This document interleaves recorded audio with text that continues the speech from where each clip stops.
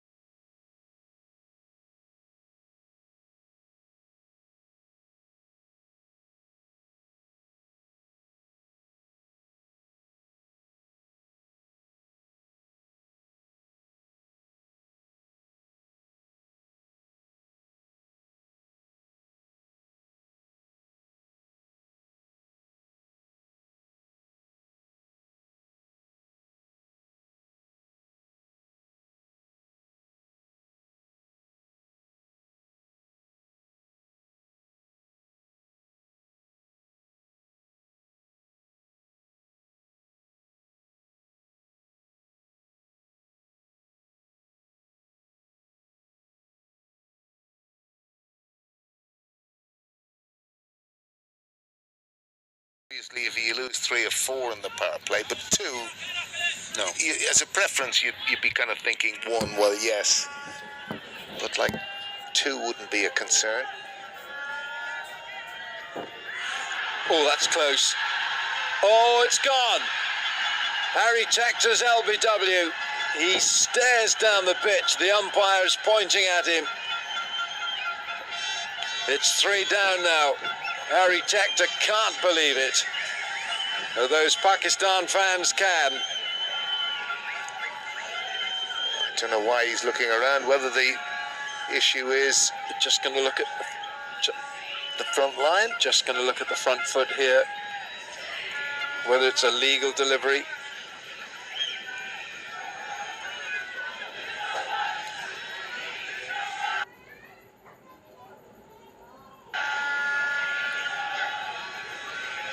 I think Naseem feels it's a decent delivery. The third umpire's had a look at it, and disappointingly for Ireland,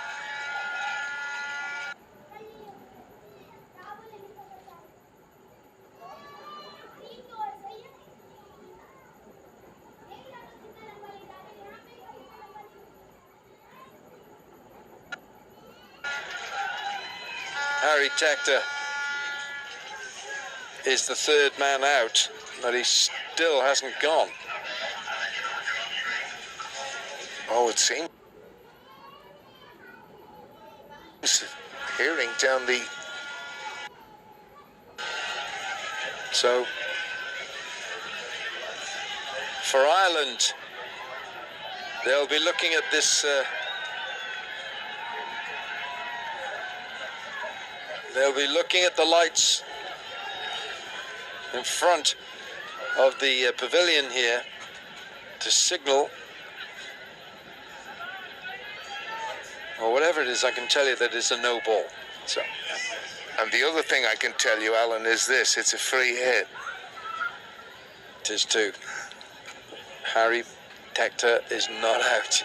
He survives. And he carves this away. I think Pakistan realise Saim Ayub, the fielder, is like a gazelle round the boundary, but Pakistan realise that Harry Tector is the key man here.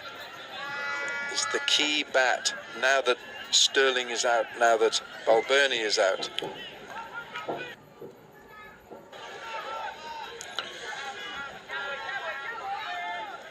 Well, it's another interesting thing. You talk about bowling down a hill. And again, if you're not used to it, it's the sort of overstriding you can do. Tentative that really from Tucker. But fortune for Harry Tector. And that's sometimes the way cricket goes. There's such a thin line. We haven't really seen how close that LBW shot was, but he was caught in the crease, Alan. It was just... It's the sort of situation when you look at it, you kind of go, gosh, that must be very close. Friday. Well, I'll tell you, Alan, he looked very good while he was at the crease here today. Yeah. Feet moving, seemed to be new senses of trigger movements. Very good.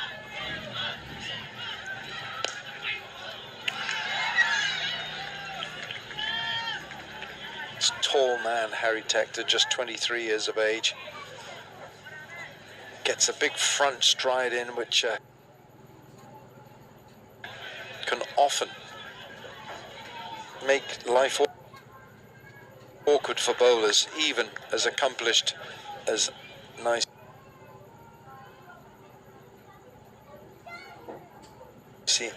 Shah.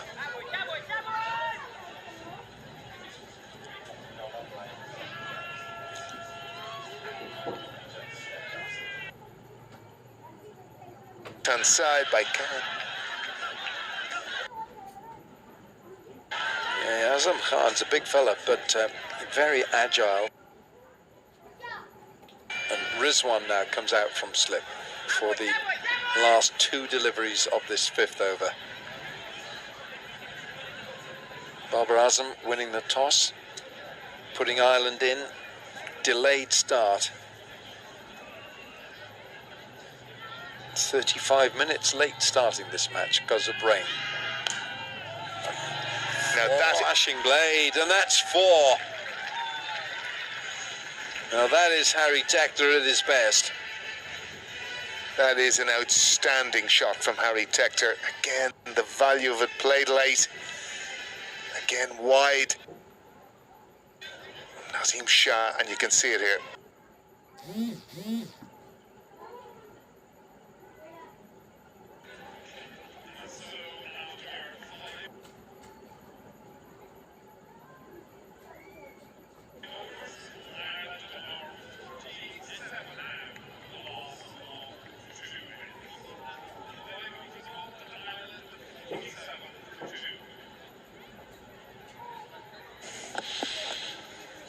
Well, maybe honours even. In fact, Ireland may even feel as though they've had the better of the first quarter of the first innings. Having lost the toss, being inserted to bat, despite the loss of those two openers, they played fluently. And they're going to continue to attack. Tucker gets his first boundary straight into the hands of the head groundsman of Clontarf. That's Dale McDonough Kincaid there. Does the fielding, as I wish a very warm good afternoon, warm welcome to Faisal Shah, the 50's up. Welcome Lenny, welcome all. Well, this is some start for Ireland despite losing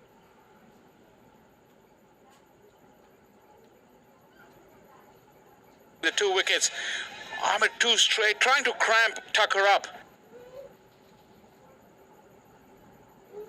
But Naseem had overstepped, and Pakistan really need a breakthrough now, because this partnership, although it's short, but they've looked very good. And now just coming to the back end of the power play.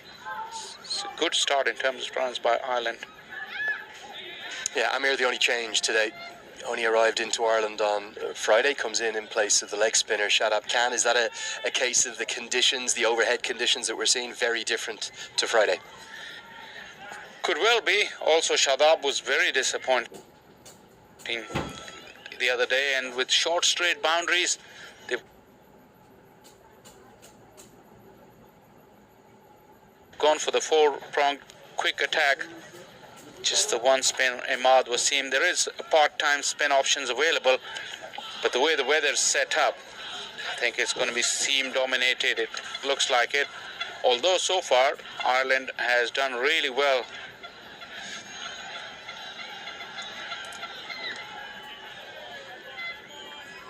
Tector had that real moment of fortune. He occasionally does give a life early in his innings, but he so often capitalises upon that and really cashes in. What's the reaction been back in Pakistan? It must have been a little bit of shock, was there, across the major cities, the fanaticism of everyone involved in Pakistani cricket? It was indeed. And although Pakistan was coming off the back of the disappointed series against New Zealand, but that defeat really hurt everybody, it seemed.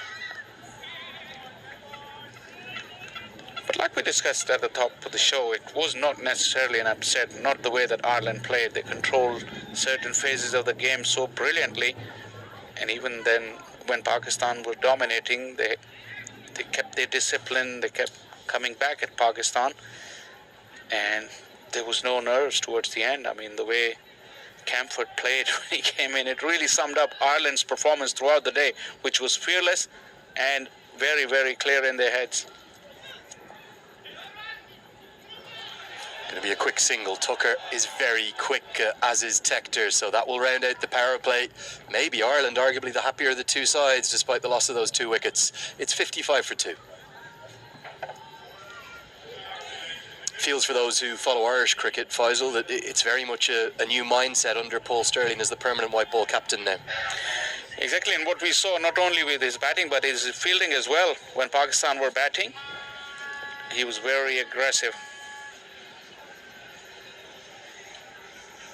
For me, Ireland's approach under Stirling has been so tangibly more positive. It's actually something that I think has permeated through the domestic system. Great credit to someone like Gary Wilson, Ireland's assistant coach, who initially started out as the Northwest Warriors coach. I think it's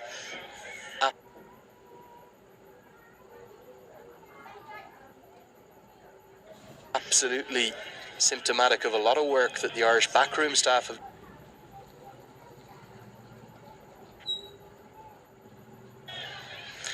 It's action now from the Leicester end. It's all about the clarity.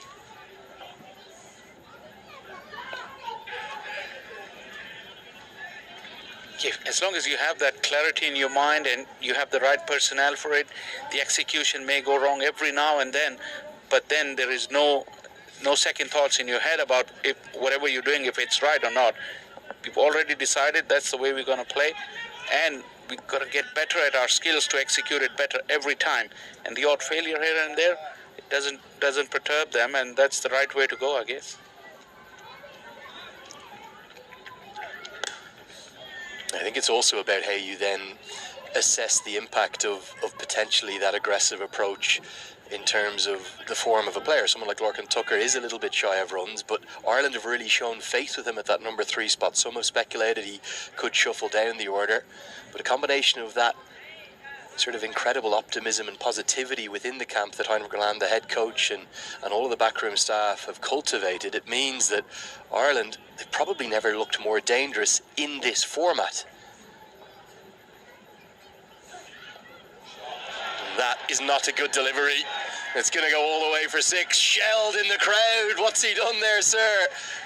Your moment of glory burst through his hands. Tucker won't mind a jot. It's 6 more to the total. Not at all. Poor execution from Abbas Afridi. Once again, that went way down the leg side, asking for trouble. It was almost a free hit. Abbas was generally very good with the variations, greasy conditions. He lost that completely. Beautifully helped along the way. Tucker looks in good order. So does Ireland.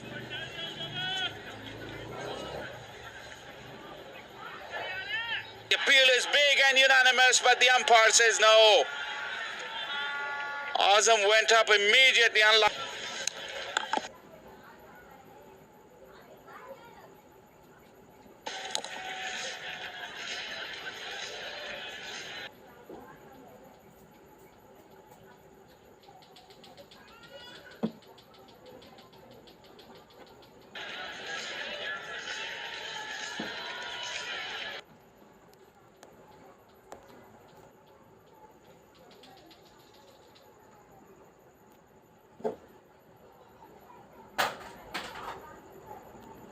Himself wrong-footed in the first place, although it was bouncing off.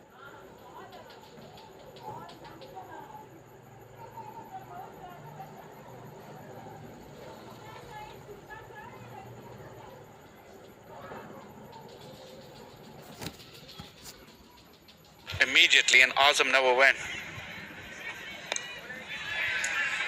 Yeah, just the one primary spin option. There are some part-time spin options, the likes of Saim, Ayub, and you might even see a few off breaks and occasions from Iftikhar, Ahmed as well. Yeah, that's how they've gone with their lineup. 4-pronged pace attack, and Imad being the regular spinner, and a couple of part-time options, although Babar has been reluctant to go to these bowlers. It's funny, it's something that Paul Stirling did almost exclusively through the start of his permanent beginning to his captaincy. He was sticking with the 5 bowlers no matter what. And in the first T20 here in Clontarf, immediately he said, actually, I think we need to use that benefit of the depth of bowling options that we have. He went to Campher in the first 6 and he used 6 bowlers. I think more and more often teams will want maybe not 4 overs from their 6th or 7th bowling option, but even just 1 or 2. It alleviates the pressure on the bowler who's having a bad day.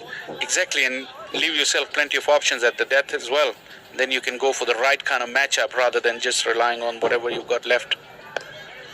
Tell me about Pakistan's recent form in this format. Obviously a wonderful T20 World Cup run down in Australia all the way to the final at the MCG, but if you include that fixture, I know I could be cutting these numbers a little harshly, Faisal. You're now basically a local, that's why we're treating you like a local since you've been in for a couple of days. But they've played 23 T20Is since that final. They've only actually won 7 of them. Now, okay, they lost the final to England and there's been a couple of washouts in there. That's not a win percentage record a side of Pakistan's quality would expect or demand. And especially since this is Pakistan's strongest format, it has become over the years because limited ODI cricket and Test cricket. So that is disappointing, but there are a few reasons to that. I may get a chance to get through them in the next over. Single will close out Imad Wasim's first over. It was pretty economical, just a 5 off it. 8 gone, 73 for 2. For me, it really surprises me, a side that can boast the class and the pedigree, particularly of the bowling options. You think of the brilliance of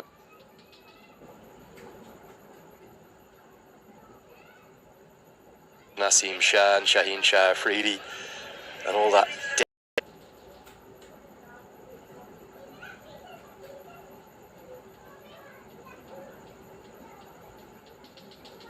We have had fitness issues, not all of them together at one time, but Shaheen got injured in that World Cup, and now Babar getting Saim into the attack quite early. So yeah, Shaheen was injured, and then Naseem got injured, then Haris got injured, so pump straight down the ground. It's very short to this Colester end. It really is. It can't be more than, 50 metres or so straight down the ground. And that was a very friendly, gentle loosener that wasn't cashed in upon. Is he just trying to burgle maybe 1-2 overs here from Ayub? Depends if Ayub goes. He's got a little bit of mystery about him. No mystery will be quite adequate if you continue to bowl those lengths. He's still lucky, got away with 2 real looseners. Where have the mystery spinners gone from Pakistan? You think of the brilliance of the likes of Saklein Mushtaq Ahmed, and then through to Saeed Ajmal, who had such a marvellous record. There's a bit of mystery. Little leg cutter, sort of shades of Sikandar Raza, isn't there? Sort of flicks it out. Is Ayub more than just a part-time option? He's getting to bowl more and more, and that he's got that carom ball as well. Really bowled an absolute jaffer to Alex Hales in the PSL. Bamboozled him. That was 2 with the new ball inside the power play. But once again, that little delivery will make Tucker and Tector think about Ayub. Edged away. Well, it's going to be 4, not in any way where Tucker intended. And you can see he's trying to get on with it. Gets the strike rate just up towards an acceptable level, up towards 120. Misfortune for Saim Ayub. Could have been the 3rd wicket. Instead, it's 4 to the total. But once again, it was too short. He struggled with his line and length so far. Just the one delivery was on target. This one was too short. Although that little bit of turn just got the edge, and 4 runs. Encouraging signs though from Saim, the way he's giving an extra option to Babar. Amir, who couldn't make the cut in this trip, and Usman Qadir has just fallen by the wayside. Although good finish to the over from Saim. 7 off it, 9 gone, 80. Oh, Well, they've become absolutely integral to the success of the league. now they follow their team so rigorously as if, I mean, it was unthinkable just a few years ago. One of Tucker's options is always the sweep. He likes to power sweep, he paddle sweep. We'll see him scoop off the quicks as well. He's always innovating. But just over the course of these couple of overs, Pakistan reining it back a touch. You can feel Tucker and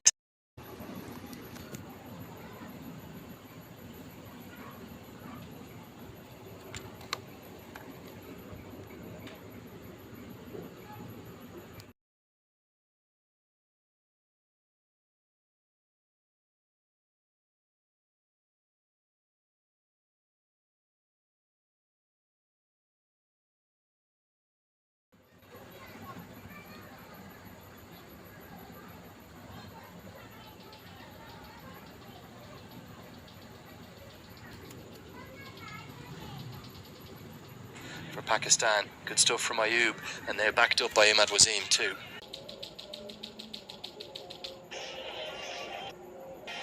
Former Ireland.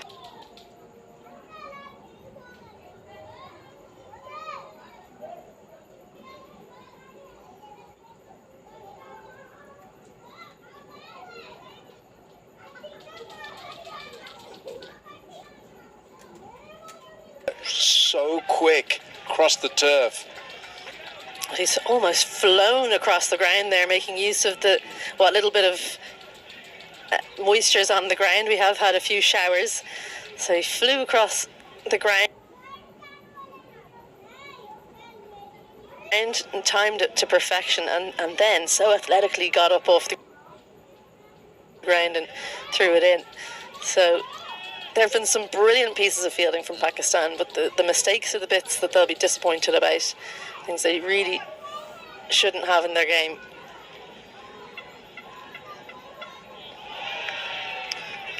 See Harry Tector just trying to sinking. You can see how he's looking backward of point.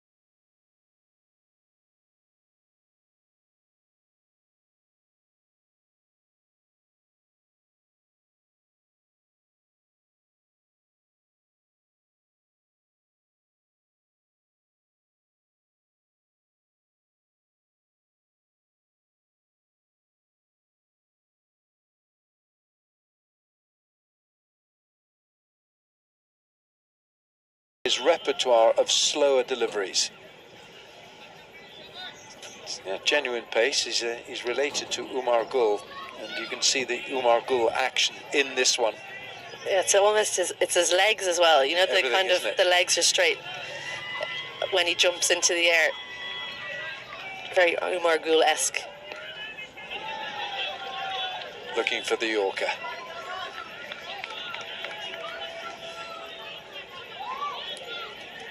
End of the over.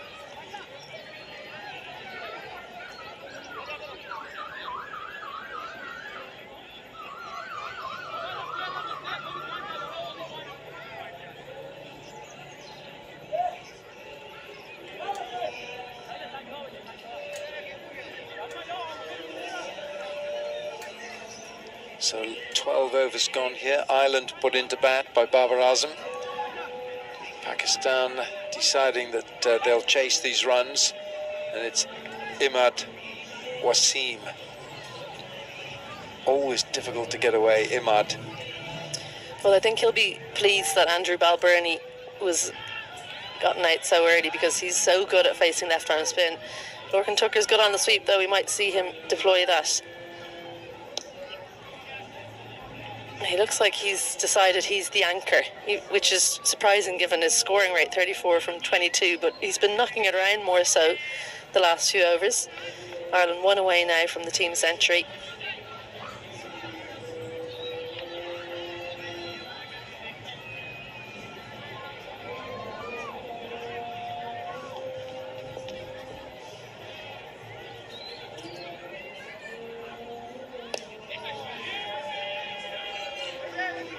All the fielders on the leg side, bar 45 out on the boundary, so these two looking to see can they just chip it into that area where the circle is, see if they can get two. But Pakistan, well, they suffered because of that the other day. That's 100 up for Ireland in the 13th over. Well, there were plenty of twos between Harry Tector and Andrew Balbirnie in that game on Friday, so I think that's definitely a work on for Pakistan coming into this game.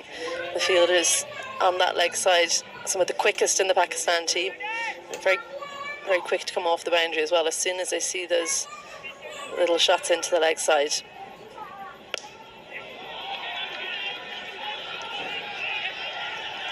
Yeah, Campher will certainly go back.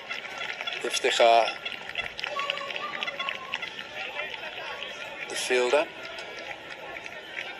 He does like to back away for left arm spinners, gets them into trouble sometimes. So he likes to play cross bat shots rather than the straight bat shots. But it forces Imad Wasim to bowl a little bit straighter. Can't miss the fielder though.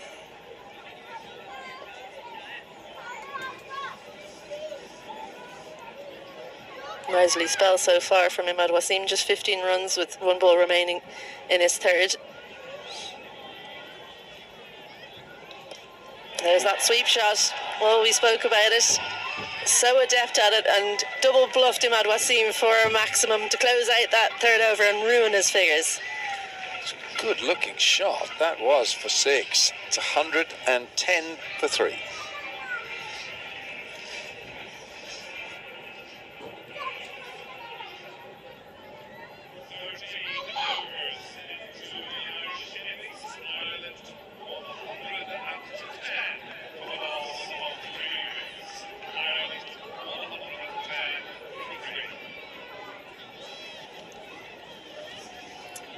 What a sweep shot for 6 from Lorcan Tucker, and it's almost like a lack of effort was what was so impressive. Flick of the wrists, used the pace of Imad Wasim. He is a pretty quick left arm spinner, and I like the way he moved his back foot to the leg side as if to try and encourage Wasim to follow him, and the little double bluff came off. This is the final over for... no, it's not. It's Abbas, Afridi. It's again, that's missing. What he's doing is he's darting the ball into the pads of the right-handers. Well, I'm surprised that we haven't seen either Tucker or Campher take on the fielder that's in short at 45, because that angle that Afridi bowls with in towards leg stump would be a good angle to play a ramp shot, and the fielder is up, tempting them as well. Both players that play it very well. Tucker, I think, less likely to do it because, as I said, he seems to be more trying to hang around. We might see Campher using that shot soon. 1 for 18, Abbas. Oopsie, there. Well, it was exactly what I thought might happen, but Afridi, he was alive to the risk. Good change up from him. Slower delivery, not what you want when you decide to play a ramp shot. So staying just slightly ahead of the batters here in this over, Afridi, in a little game of cat and mouse.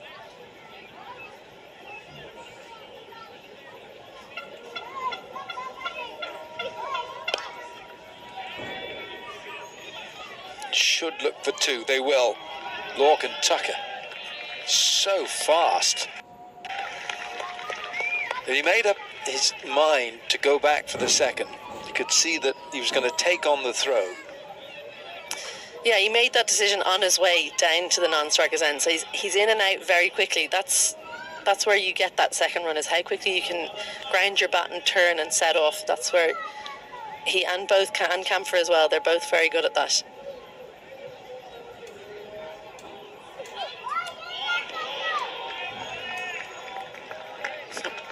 Yeah, I don't mind that at all from Abbas Afridi. Good pace. He knows that keeping Tucker quiet, 44 from 27, if he can do that, just makes him a little more honest. Well, I just wonder as well, is Tucker showing his hand too soon? Because that's twice in the over now that Afridi has bowled the perfect ball to counter what Tucker's been doing. It's a wide. Tucker throws his head to the sky. He can't believe he's missed out on that. It would just be a little short arm jab for 6 down over fine leg. Such a short boundary. That's the end down to Clontarf. It's just 54 metres from the middle of the pitch. So even shorter from this end. Yeah, same pitch as we used in the first match on Friday.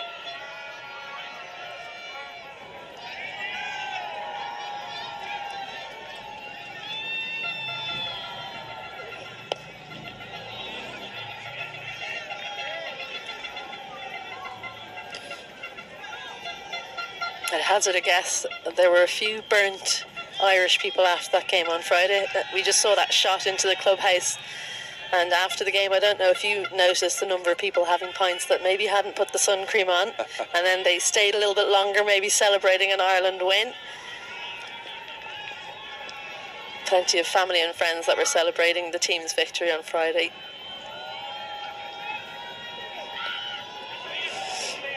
Almost looked premeditated, that from Campher. He was going after it.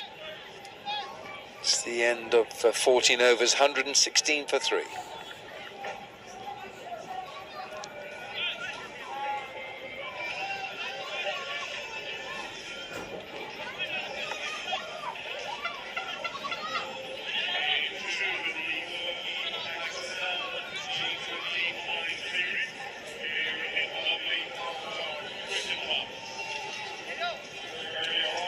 Well, we had a delayed start today, so the match is 40 minutes late starting. The forecast was for some heavy showers, but I'm going to keep fingers crossed here, Izzy, that we're okay. It's a bit cooler today. It is, and it does look like there are some showers in the distance. You can see it's almost its own microclimate here in Clontarf. It can be sunny elsewhere and raining here, or it can be raining elsewhere and sunny here. We'll hope for the latter. Afridi now back on. Shaheen just drops it fractionally short. Campher goes after it and he gets 6 off the big man. And Shaheen will not enjoy that. No fast bowler likes being hit for 6. Not with the nonchalance that we saw here from Campher. It just made it look so easy. Far too short in position. He was waiting for the short and thinking, I don't want to get too full.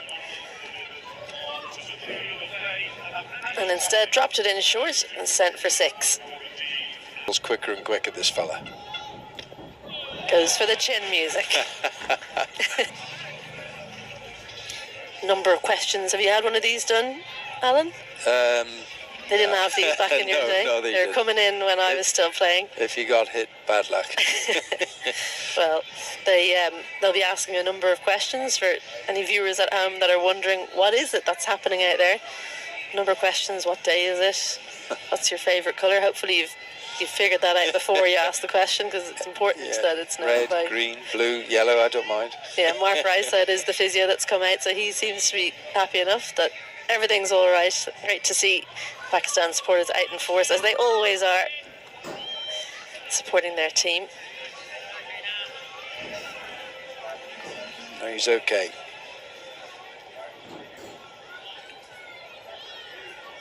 Four balls to go to complete this 15th over. Ireland put into bat by Babar Azam, Pakistan's captain. Got the extra pace in this Pakistan side of Mohammad Amir. Shadab Khan is the man who makes way for him.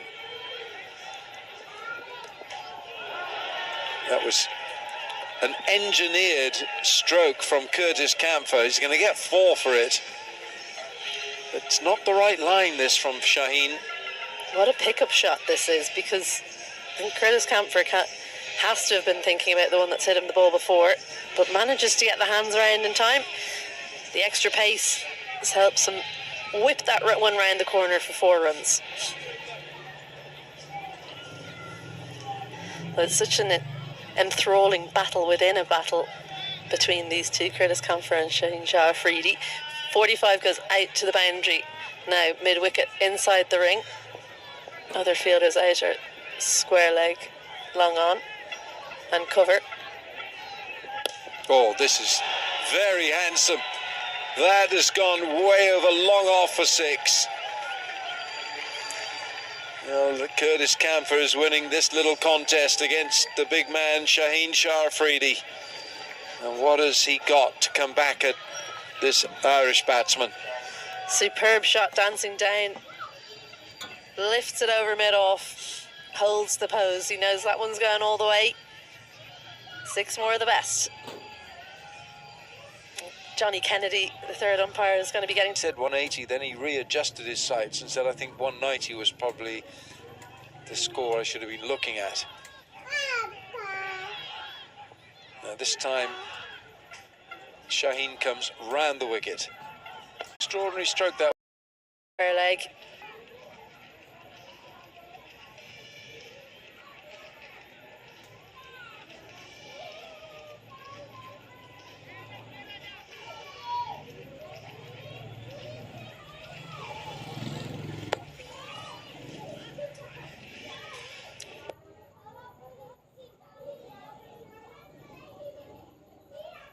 Well, we just had a slight break in play here as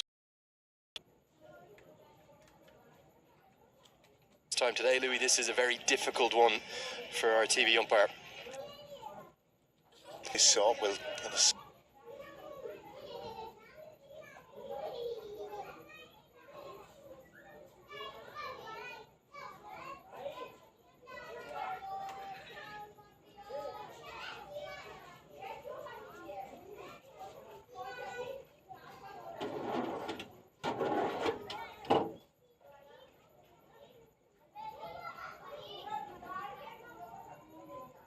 for his signal gets us to 137 for 3, 5 remain. Ireland give.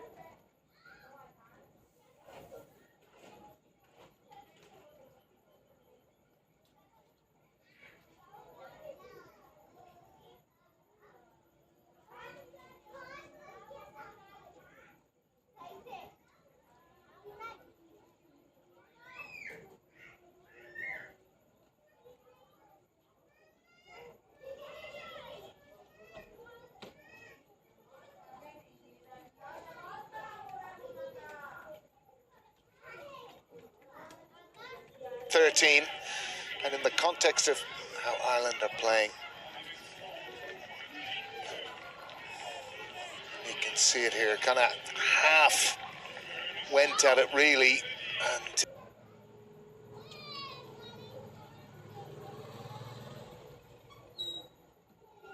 Back. this habit, and you can see this on the replay. He gives himself that little bit of room outside leg stump. He opens up that offside.